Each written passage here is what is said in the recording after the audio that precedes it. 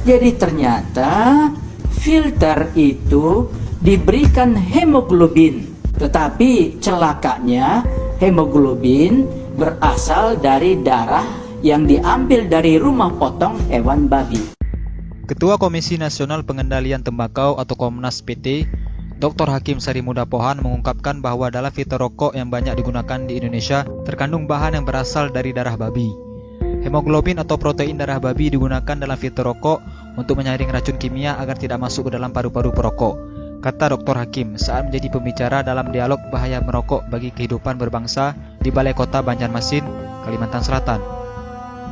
Dr. Hakim juga meyakini bahwa filter yang digunakan untuk rokok yang beredar di Indonesia merupakan filter impor yang mengandung komponen dari darah babi.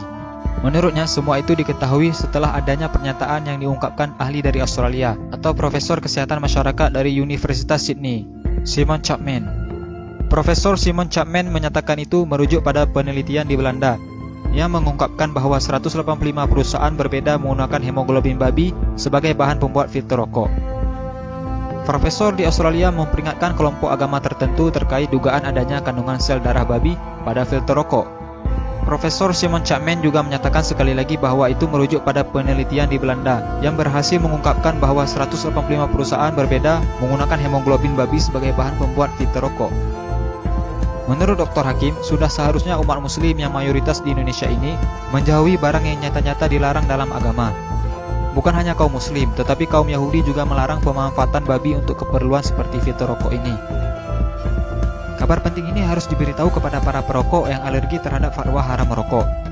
Sebuah penelitian ilmiah mengungkapkan bahwa dari sebuah bangkai babi ternyata bisa diolah menjadi 185 produk, diantaranya adalah untuk rokok. Penemuan penggunaan darah babi dalam filter rokok ditemukan peneliti di Belanda, Christine Mendersma, secara tidak sengaja. Perempuan ini sebenarnya sedang meneliti seekor babi berkode Pig 05049 di sebuah peternakan di Belanda.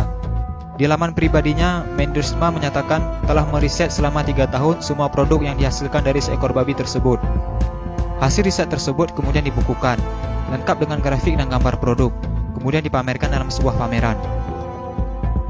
Tujuannya sederhana, menunjukkan kepada orang lain bagaimana sebuah produk itu dibuat dan dibungkus dan dari mana dia berasal, sehingga orang bisa tahu.